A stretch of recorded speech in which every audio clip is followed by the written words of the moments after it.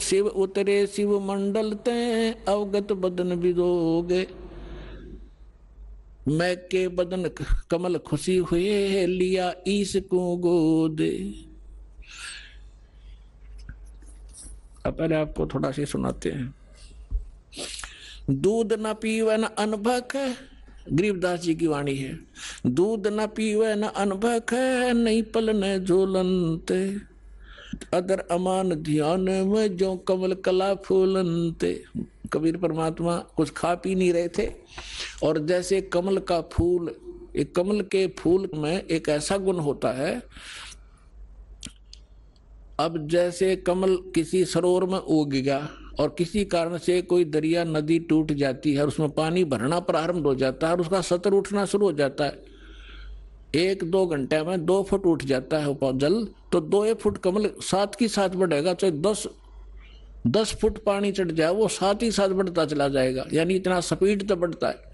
तो यहाँ उसकी तुलना की है कि परमात्मा कुछ खा पी नहीं रहे थे छोटे से बालक, और फल फूल ऐसे रहे थे जैसे कमल फूला करे, ऐसे स्पीड में शरीर विकसित हो रहा था। शिव उतरे शिव पूरी से अवगत बदन विनोदे। मैं के कमल खुशी भये फिर लिया ईश को गोद। भगवान को गोद में ले लिया शिव जी ने। नजर नजर से मिल गई किया ईश प्रणाम। धन मोमन धन पूर्णा ये धन का सीनी काम। शिव जी साधु रूप में खड़े हुए, दोनों की जब नजर मिली परमात्मा की और शंकर जी की, तब उस साधु रूप में उस माई से और नीरू और नीमा से कहा था शंकर जी ने कि धन है नगरी जहाँ ऐसे महापुरुष के चरण टिके। ये तो परम संत है, कोई वो समझ नहीं सके शिव जी भगवान है। 7 बार चर्चा करी बोले बालक बहने। दोनों की 7 बार चर्चा हुई। 25 दिन का बालक और बोला और आपस में बतलावे शंकर जी से। 7 बार चर्चा करी बोले बालक बहने। शिव को कर मस्तक धरा ल्या मोमन एक धैन। मोमिन हे मुसलमान, सिर पर हाथ दर्जा शंकर भगवान ने उस नीरू का, और जा एक देनू ल्या, गाय ल्या कंवारी। अन ब्यावर को दूहत है दूध दिया तत्काले। पीवे बालक ब्रह्म गति ता शिव भय दयाले। अब ये तो आपको 250 वर्ष पहले, तो 280 वर्ष पहले लगभग गरीबदास जी ने उच्चतरार्थ की। 600 वर्ष पहले धर्मदास जी ने परमात्मा की महिमा को लिखा, कबीर सागर। अब दिखाता हूं पवित्र वेद, इन पवित्र सदग्रंथ आपको दिखा दिए हैं। ऋग्वेद मंडल नंबर 9 और सूक्त नंबर 1 और मंत्र नंबर 9 में आपको प्रमाणित करते हैं कि वो परमात्मा जब शिशु रूप धारण करके आता है, उसके परवरिश की लीला कंवारी गायों से होती है। ये देखिएगा, ऋग्वेद मंडल नंबर 9 और 10 ये इकट्ठे हैं। ये कहां से छपा है? प्रकाशक है सार्वदेशिक आर्य प्रतिनिधि सभा, महर्षि सिद्धांत भवन, रामलीला मैदान, नई दिल्ली से। और कौन इसके भाष्य करने वाले, अनुवाद करने वाले, और कहां से छपी है? मुद्रक है Prince offset printer 1510 Pataudi house, Daryaganj, New Delhi. ये देखिएगा, ऋग्वेद मंडल नंबर 9 और सूक्त नंबर 1 है ये, और इसका मंत्र नंबर ये 9 है। इसमें अभी अधन्या, अभी इमम अधन्या उत्सृणति धेनव, धेनो माने गौवें, शिशु माने उस शिशु रूप में प्रगट परमात्मा को। सोम इंद्राय पातवे, सोम माने अमर पुरुष। अब इसमें क्या अनुवाद किया है कि उस सोम माने अमर पुरुष, यहां सोम माने इन्होंने, अब पे देखो ये ऋग्वेद मंडल नंबर 9 का सूक्त 1 का मंत्र 1 है। इसमें सोम शब्द है। सोम माने सोम स्वभाव परमात्मन, सोम माने परमात्मा, इन्हीं के शब्दों में। अब यहां लेते फिर आते हैं। अब हम ऋग्वेद मंडल नंबर 9 सूक्त 1 मंत्र 9 में आगे हैं। ये ऋग्वेद मंडल नंबर 9 सूक्त 1 और मंत्र 9, इसमें लिखा कि इम माने उस, सोम माने अमर पुरुष को, पुरुष माने परमात्मा, तो उस अमर परमात्मा को जो शिशु रूप में, शिशु कुमार अवस्था में, बाल्य अवस्था में ही अभी अधन्या, अभी माने पूर्ण, सब प्रकार से पूर्ण रूप से, अधन्या माने बिना दनाई, जो जिसको बैल ने टच ना किया हो, अभी अधन्या। हमारे यहाँ हरियाणा के अंदर, हमारे यानी अक्षेत्रीय भाषा में यूं कहा करते कि ये गायें बिना दनाई है, अधन्या। बिना धनाई माने ये इसको बैल ने टच नहीं किया है, सांड ने, और ये मतलब बिना धनाई है। तो यहाँ वही है अभी अधन्या। अभी माने पूर्ण, सब प्रकार से कंप्लीट इन ऑल रिस्पेक्ट, यानी कंवारी। अभी अधन्या माने कंवारी। ये देखिए, उस सोम स्वभाव, सोम माने अमर पुरुष को, शिशु माने जो शिशु रूप में प्रकट होता है, उसकी अभी अधन्या, सब प्रकार से अधन्या माने इन कर दिया अहिंसनीय। ये खा कर अर्थ है इनका। दैनो माने गौवे, गौवे तृप्त करती हैं, ओए होए तृप्त करती है उस परमात्मा को। जो परमात्मा अमर पुरुष शिशु रूप धारण करके आता है, उनके परवरिश की लीला ये समझो अभी अधन्या कंवारी गायों गौओं के द्वारा होती है, वो उसको तृप्त करती हैं। अब इससे क्या सिद्ध हुआ? परमात्मा ने जो लीला की 600 वर्ष पहले, वो आपको दिखा दी उनकी अमृत, उनकी लीला के अंदर। और उसके बाद जैसे तुलसीदास जी ने भगवान श्री रामचंद्र का इतिहास जीवनी लिखी बाद में, ऐसे ही गरीबदास साहिब को परमात्मा मिले थे, सचखंड लेकर गए थे, उनकी दिव्य दृष्टि खोल दी थी, उनका ज्ञान योग खोल दिया था। उसके बाद आदरणीय गरीबदास साहिब जी ने परमात्मा की वही महिमा बताई कि उन्होंने ऐसे लीला की। और वेद बताते हैं कि परमात्मा जब शिशु रूप धारण करके यहाँ आते हैं, एक लीला करते हैं, उस समय उनके परवरिश की लीला कंवारी गायों द्वारा होती है। Who is God? Kabir is God. बोलो सतगुरुदेव।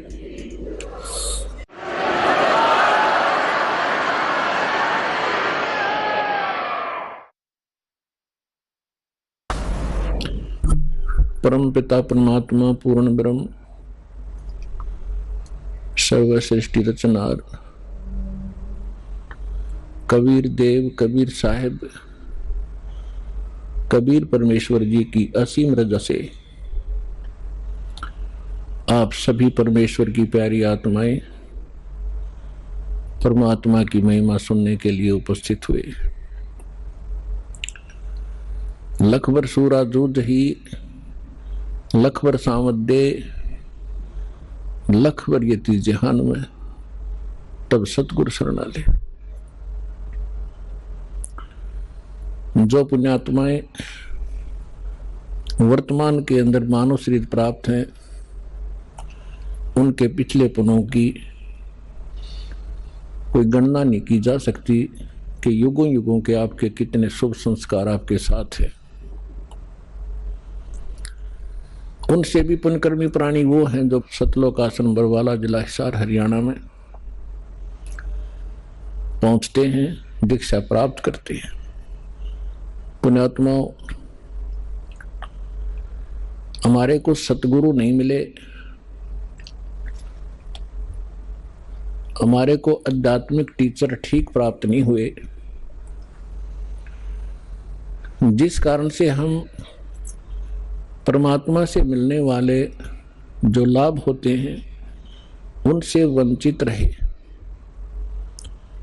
और मानव शरीर को व्यर्थ करके हम संसार छोड़कर चले जाते हैं। आगे चल के ना जाने कितने कष्ट हम उठाया करते थे, उनका हमें ज्ञान नहीं था कि इससे आगे भी कुछ है। अब परमात्मा के इस तत्व ज्ञान से, इसके प्रकाश से हमें वर्तमान का और भविष्य का और भूत की जानकारी होने लगी। भूत की कैसे है, वर्तमान की कैसे है और भविष्य की कैसे हुई। आज कोई दुखी है वो अपने पाप से है, आज कोई सुखी है तो अपने पुण्य से है। ये विधान है परमात्मा का। इस बात को सभी मानते भी हैं। कोई दुखी प्राणी है वो अपने आप ही कहा करता है कि ना जाने मेरा कौन सा पाप आगे अड़ गया। और जो सुखी होते हैं उनके विषय में सभी कहते हैं भाई गणे अच्छे कर रखे थे आपने पिछले जन्म में। तो इससे हमें भूत और वर्तमान की जानकारी हुई। भविष्य की जानकारी परमात्मा ने कराई कि कबीर हरि के नाम बिना राजा रसब होवे, मट्टी लद कुमार के भाई घास न नीरे कोई। परमात्मा ने एक ही एग्जाम्पल ऐसा दिया है जिससे हम सहज में समझ सकते हैं। आम नागरिक राजा को बहुत ही बलशाली मानता है, समृद्ध मानता है। परमात्मा कहते हैं यदि राजा भी भक्ति नहीं करता है परमात्मा की, नेक्स्ट उसकी लाइफ गधे की होगी। अपने आत्मा, अब यहां समस्या आती रही कि किसने देखा है, फिर वर्तमान के अंदर हमें वो सुख प्राप्त है जिससे हम गने फूल गए और भूल गए कि आगे दुख भी होंगे। और फिर ये बात कहकर छोड़ देते हैं कि देखी जाएगी। तो ये हमारी अध्यात्म ज्ञानहीनता का ही परिणाम था। हमारे सदग्रंथ परमात्मा का संविधान है और संविधान की अवहेलना जो लोग करते हैं, आप यहां वर्तमान में देख लो, जो संविधान की अवहेलना करते हैं उनको यही दंडित किया जाता है। इसी प्रकार परमात्मा का विधान है, जो उसको तोड़ता है, उल्लंघना करता है, उसको भी दंड प्राप्त होगा। तो उसके विषय में हमने दृढ़ होने के लिए, सच्चाई से परिचित होने के लिए कुछ आधार बनाना पड़ेगा। हमारे सदग्रंथ इसका आधार है। उसके पश्चात वो महापुरुष जिनको परमात्मा मिले और परमेश्वर का विधान उन्हें प्राप्त हुआ, और तीसरे नंबर पर उन महापुरुषों ने बताया कि वो परमात्मा कौन है। उस परमेश्वर ने आके स्वयं अपना विधान अपने मुख कमल से बोला, जिसको तत्व ज्ञान कहते हैं, जिसको सूक्ष्म वेद कहते हैं, जिसके विषय में हिंट दिया गया है श्रीमद् भगवद गीता अध्याय नंबर 4 के श्लोक नंबर 32 में। गीता ज्ञान दाता ये ब्रह्म है और परम अक्षर ब्रह्म यानी पूर्ण परमात्मा की वो जानकारी दे रहा है। अपने स्तर का वो ज्ञान श्रीमद् भगवत गीता में अर्जुन को बता ही रहा है। उसके पश्चात वो कहता है कि विशेष जानकारी अध्यात्म मार्ग की परमात्मा स्वयं आके अपने मुख से ज्ञान देता है। उस परमात्मा के मुख से उच्चरित वाणी को तत्व ज्ञान कहते हैं। उसके अंदर धार्मिक यज्ञों की, धार्मिक अनुष्ठानों की जानकारी विस्तार से कही गई है। और चौथे अध्याय के 34वें श्लोक में गीता ज्ञानदाता कहता है कि उस तत्व ज्ञान को तू तत्वदर्शी संतों के पास जाकर समझ। उनको दंडवत प्रणाम करने से, कपट छोड़कर उनकी सेवा करने से वो तत्वदर्शी संत तुझे परमात्म तत्व की जानकारी तथा तत्व ज्ञान का उपदेश करेंगे। तो इससे एक तो ये सिद्ध हो गया कि गीता जी के अंदर वो ज्ञान नहीं है। यदि वो ज्ञान श्रीमद् भगवत गीता में ही होता तो वो कह देता कि उस अध्याय में पढ़ लेना। और इससे ये भी सिद्ध हो गया कि वो परमात्मा अन्य है गीता ज्ञान दाता से, और वही मोक्षदायक है। उसके द्वारा बताया गया ज्ञान जो है वो तत्व ज्ञान है। चौथे अध्याय के 32वें श्लोक में अनुवादकर्ताओं ने एक गलती की है। इसमें एक ब्रह्मणे शब्द है, ब्रह्मणे। इन्होंने ब्रह्मणे शब्द का अर्थ कर दिया वेद, और यही ब्रह्मणे शब्द है गीता अध्याय नंबर 17 के श्लोक नंबर 23 में। वह इन्हीं अनुवादकर्ताओं ने ब्रह्मणे का अर्थ किया है सच्चिदानंद घन ब्रह्म, यानी परम अक्षर ब्रह्म, जिसके विषय में गीता अध्याय नंबर 7 के श्लोक नंबर 29 में गीता ज्ञानदाता कहता है कि जो उस तत्ब्रह्म से, सारे अध्यात्म ज्ञान से और सभी कर्मों से परिचित हो जाता है, वो व्यक्ति केवल जरा और मरण से ही छूटने के लिए प्रयत्न करता है। यानी जरा माने वृद्धावस्था का कष्ट, मरण माने मृत्यु, अर्थात जो यहां से जन्म मरण के कष्ट से छूटने के लिए साधना करता है, संसार की कुछ इच्छा नहीं रखता है, वो उस तत्ब्रह्म से परिचित हो चुका है, सारे अध्यात्म ज्ञान से परिचित है और सभी कर्मों से परिचित है। अर्जुन ने 8वें अध्याय के प्रथम मंत्र में पूछा, फिर वो किम तत्ब्रह्म, वो तत्ब्रह्म क्या है? गीता ज्ञानदाता ने 8वें अध्याय के 3रे श्लोक में बताया कि वो परम अक्षर ब्रह्म है, यानी गीता ज्ञानदाता से अन्य है वो। तो हमने अपने इस अध्यात्म मार्ग में आगे बढ़ने के लिए कुछ आधार बनाना पड़ेगा। अब तक हम जिस भी संत या पंथ में गए या उनका कोई अनुभव हमने पढ़ा, उनके तकरीबन विचार भिन्न मिलते हैं, उनकी साधनाओं में बहुत अंतर मिलता। तो गीता अध्याय नंबर 2 के श्लोक नंबर 53 में कहा कि अर्जुन, जिस समय तेरी बुद्धि भ्रमित करने वाले भिन्न भिन्न प्रकार के वचनों से हटकर एक परमात्म ज्ञान पर स्थिर हो जाएगी, तब तू योगी बनेगा। योगी माने भक्त। तब तो तू भगत का होगा, नहीं तो कोई भी जहां भी आप जाते हो आपको तत्व ज्ञान है नहीं। कोई भी सिरफिरा आपको दो अटपट करके वहां से डिगा देता है, आपको सुमार्ग से विचलित करके कुमार्ग पर खींच ले जाता है। और जिस समय आप इस तत्व ज्ञान से दृढ़ हो जाओगे, तो यहां पर ब्रह्मा विष्णु महेश आ जाइए आपके सामने, आप ज्ञान में डगमग नहीं हो सकते, उनको विचलित कर दोगे। ये ऐसा ज्ञान है।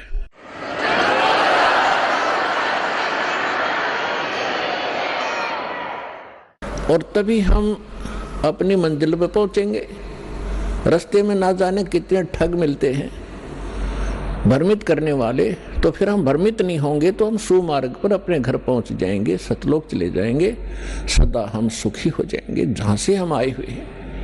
अभी तक हमें यही नहीं मालूम था हम आए कहां से हैं, हम यहाँ जन्म और मर क्यों रहे हैं। सारा जीवन हम डिवोट कर देते हैं अपने कोठी और बंगले बनाने में, अपने बच्चों के साथ प्रेम में रहने के लिए।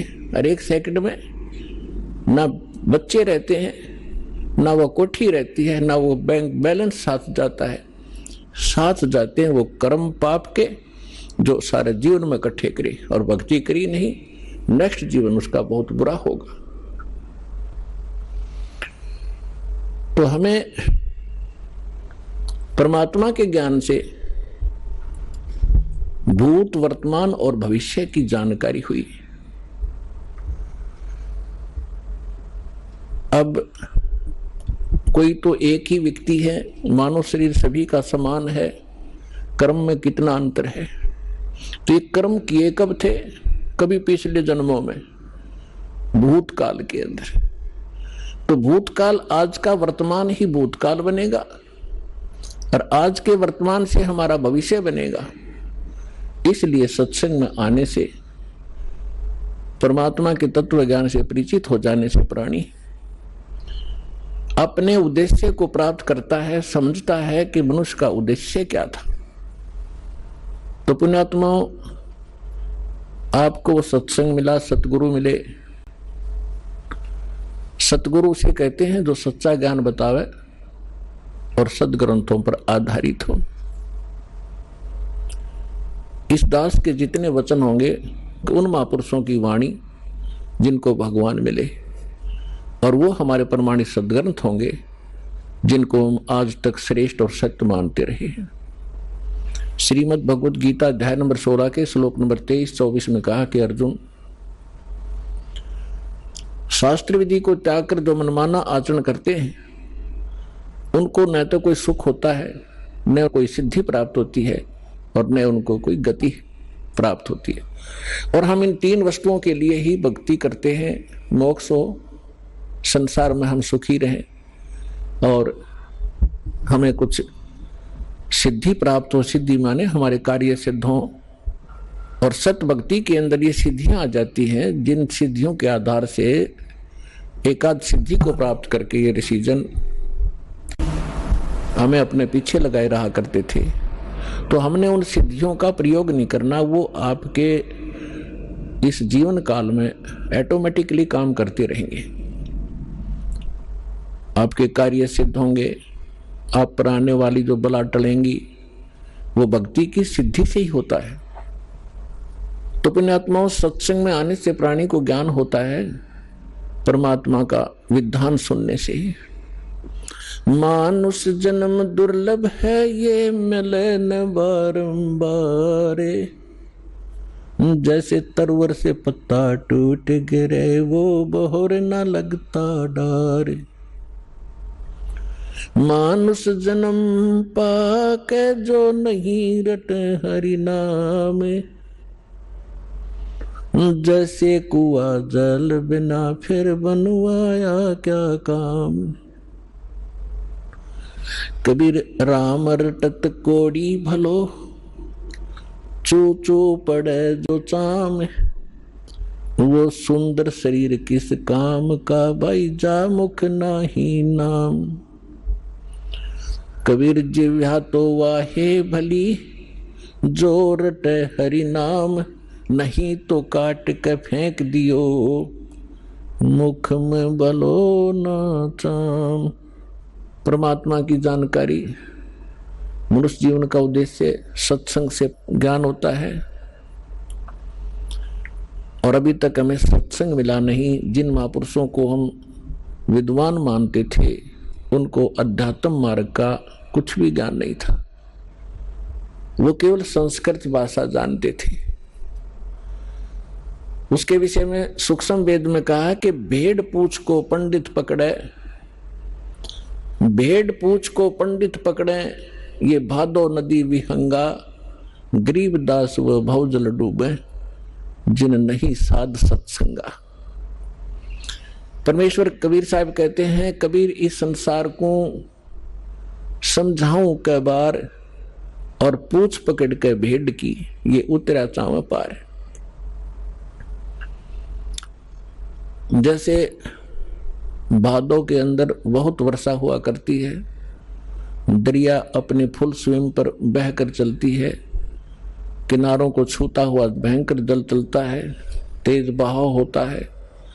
उस दरिया को पार करने के लिए यदि कोई ये कहे कि भेड़ की पूंछ पकड़ ले, ये तुझे परले पार कर देगी, और उस व्यक्ति को जानकर जान कर कोई भेड़ की पूंछ पकड़ कर दरिया में चले जाता है, तो अंडरस्टूड है उसके साथ के बनेगी।